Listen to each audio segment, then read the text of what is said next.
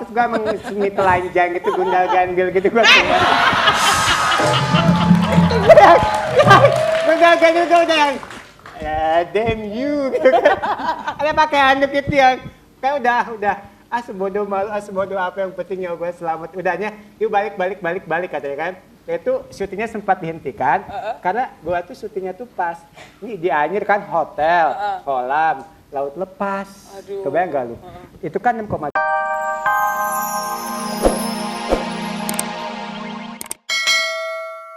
Awal gitu ya, kita yang Aming bilang bahwa itu tuh beredar gosip, kita sempat di Jakarta menerima SMS gosip bahwa kita akan kena gempa dan sebagainya.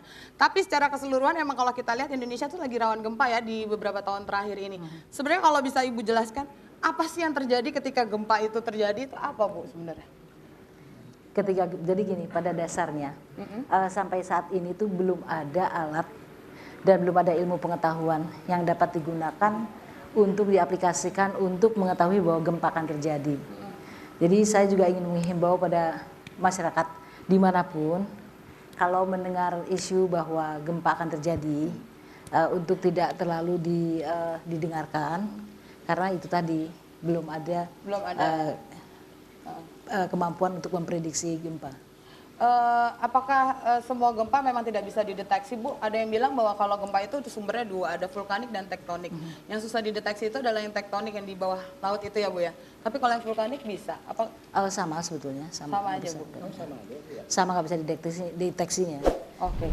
Ya, gitu. Nah kalau misalnya sekarang banyak terjadi gempa-gempa yang baik yang emang besar ya Bu ya, maupun yang beberapa teman-teman kita di Lampung atau di Jakarta kita sempat ngerasain kemarin, itu sebenarnya gempa yang mana Bu? Itu gempa tektonik. Apa yang terjadi sebenarnya Bu di dalam sana? Jadi gempa sebenarnya gini, kita itu duduk di sekarang nih ya, duduk di lempeng Eurasia. Jadi ada 3 lempeng tektonik yang aktif di dunia. Itu lempeng tektonik, lempeng Eurasia yang relatif diam. Relatif diam dalam artian dia bergerak 7 mm per tahun. Tapi ada lempeng oceanic 2 yang di bawah itu Indo-Australia, dia bergerak 7 cm per tahun. Kalau yang lempeng Eurasia tadi cuma 6 mili per tahun, ini 7 cm. Sedangkan yang Pasifik itu 10,5 cm per tahun.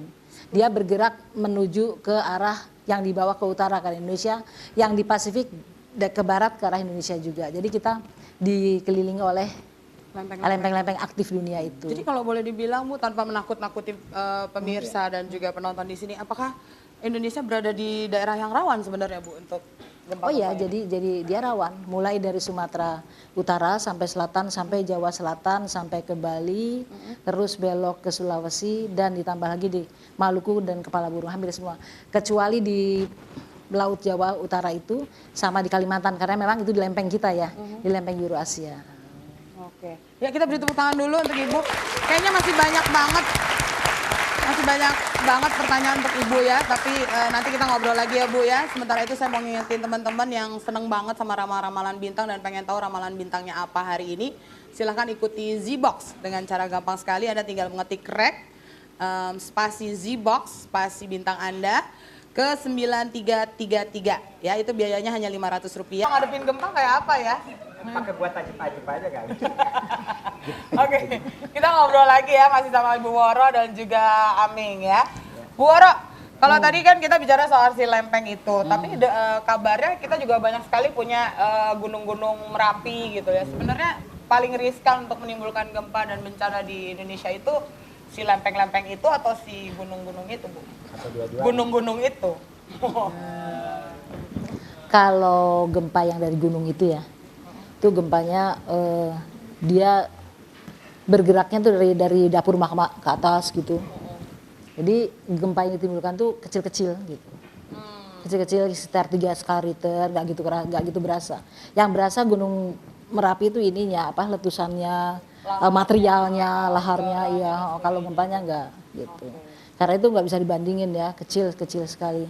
Sementara kalau gempa dari gunung-gunung itu sendiri sebenarnya udah lebih bisa dideteksi ya Bu. Kayak wedus gembel kemarin mau pecah itu kan sebenarnya udah di... Nggak juga, sama juga, nggak bisa deteksi. Tetap Bu ya, sama aja. Tetap ya. Cuma kalau makanya kalau gunung berapi itu gempanya apa penyebabnya lokal. Tapi kalau udah lempeng tuh global, udah Indonesia, Indo, Australia, udah mainannya udah mainan besar gitu. Tapi itu kadang kalau misalnya gunung berapi itu kan bisa lebih diprediksi karena Di sekitarnya. lingkungan sekitarnya kan kayak sungai sekitar gunung itu jadi panas kan, jadi berbuih karena kontaminasi sama fosfor atau belerang gitu kan. Terus tanaman jadi layu gitu kan Bu ya. Dan udara juga cenderung lebih panas gitu. Berarti itu bisa lebih terdeteksi ya Bu? Iya, itu teorinya lah ya. Itu teorinya untuk menceritakan begitu. Tapi tetap aja gerakannya sih Tidak terdeteksi Tidak dengan terdeteksi. pasti. Oke, Ming. Kalau sekarang ada gosip banyak tentang gempa hari ini. Kira-kira lo sendiri nih, lo pribadi, antisipasinya apa? Persiapan-persiapan apa? Apakah sudah menaruh semua aset di bank atau gimana? Pertama-tama obat. Banyak istighfar. Bener nggak? Benar. Walaupun sotoy tapi memang bener kan. Terus apa lagi ya? Atau mungkin gini, kadang-kadang gempa seperti yang kejadian di Jogja subuh-subuh kan Bu ya, kita nggak tahu. Nah kira-kira lo ada nggak satu antisipasi yang misalnya tiba-tiba lo malam-malam lagi tidur, apa lo tidurnya cukup nyenyak atau lo selalu kebangun lagi gitu loh karena takut? Gua sih pernah ngalamin gempa waktu di Anyer. Kan gua kalau capek suka agak-agak budek gitu kan. Terus gua waktu Kenapa jadi lo sekarang kira-kira dengar nggak kalau gua ngomong? ya denger lah Kak. Kemarin dia gua di Anyer tuh kena gempa. Dia pas gua mandi gitu kan. Lepas kacamata terus agak budek tiba-tiba wastafelnya kan goyang. Ini apa sih wastafel goyang? Gue diam gitu kan. Tiba-tiba lala. Ini apa sih diam. Terus gua pakai gitu kan, pakai krim gitu kan. Tiba-tiba kakak gua narik keluar goblok gempa terus gua emang semi telanjang gitu gundal gandil gitu gua keluar. Gundal gandil gua udah yang damn you gitu kan. Ada pakai handuk itu yang kayak udah sebodoh apa yang penting ya gua selamat. Udahnya yuk balik katanya kan. Itu syutingnya sempat dihentikan karena gua tuh syutingnya tuh pas ini di Anyer kan hotel, kolam, laut lepas. Kebayang gak lu? Itu kan 6,2. Kalau 0,1 lagi ya Bu ya, 6,3 baru tsunami 6,3 ya. Makanya itu ya udah deg-degan banget. Terus habis itu lo cabut dari Anyer itu? Langsung Terus cabut dan dalam alhamdulillah. keadaan pakai handuk doang atau? Ya, gak pakai baju. Aduh muncrat. Gua pakai baju dan lu tahu nggak? Pakai acara nyasar-nyasar gitu. Oh iya? Wah, kabur kena tsunami gitu kan. Kayaknya gue gak kena Gitu. tsunami. Gak kena tsunami di Anyer tapi tsunami yang ini nih kena nih. Tsunami. Lebih enak tsunami apa suami? Oke, nah kita juga kedatangan tamu seorang sukarelawan. Kita tahu bahwa kalau udah urusan gempa kayak gini ya, jasa-jasa sukarelawan itu sangat dibutuhkan. Dan salah seorang teman saya akhirnya menjadi sukarelawan waktu di Jogja kemarin. Dan kita juga akan ngobrol-ngobrol dengan salah satu korban gempa di Jogja kemarin. Inilah kita sambut Wulan Guritno dan Mas Tito.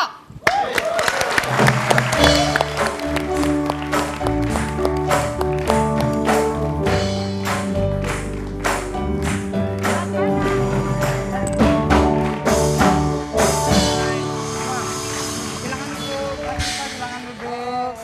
Iya. Kayak terlalu Oke. gimana kali ya kalau dibilang sukarelawan gitu. Nah makanya kita mau nanya kira-kira apa yang dilakukan Wulan kemarin waktu gempa di Jogja? Kamu sempat ke Jogja ya? Iya, karena tergugahnya itu karena nonton berita apa banyak yang nggak terjangkau ini itu gitu kan. Jadi akhirnya ya udah saya sama teman-teman saya kita ngumpulin barang-barang dulu yang buat disumbangkan. Habis itu kita berangkat sendiri gitu dengan apa namanya sumbangan lewat darat, kitanya lewat udara. Terus udah gitu ya udah kita langsung Sumbangan lewat udara tuh maksudnya Ini gimana? waktu itu kitanya Barangnya lewat. gue pikir saking ada lokasi-lokasi yang tidak terjangkau jadi sumbangan itu Iya. dilempar gitu dari Enggak. Oh jadi sumbangan lewat Kita, darat namanya. Berapa hari kamu di Jogja? Enggak, jadi benar-benar nggak tidur kita. 1,5 hari berarti ya. Ya nggak tidur, jadi benar-benar jalan aja terus. Waktu itu kita ke 7 atau 8 titik gitu. Yang benar-benar nggak Itu terjangkau. berapa lama setelah kejadian gempa itu? 4 hari, 3 atau 4 hari. Waktu itu kondisinya gimana waktu kamu nyampe sana? Ya masih parah banget lah ya kan baru 3 hari. Itu kan malah ada satu tempat yang saya datengin itu yang belum sama sekali dapat apa-apa gitu, baru super mie beberapa bungkus, jadi itu pun dibagi-bagi gitu. Jadi ya waktu itu kurang cepet kali ya, atau ya nggak tahu lah gitu, mungkin semuanya panik. Iya ya, ada hal-hal yang kita nggak tahu ya. Iya. Oke. Dan di sini ada Mas Tito, salah seorang dari korban gempa Jogja. Boleh ceritain nggak waktu itu Mas Tito berada di mana pada saat gempa Jogja itu? Ya, waktu itu saya tuh masih tidur ya.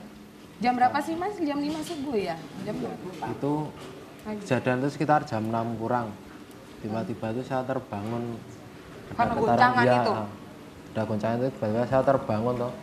Terus itu saya langsung lari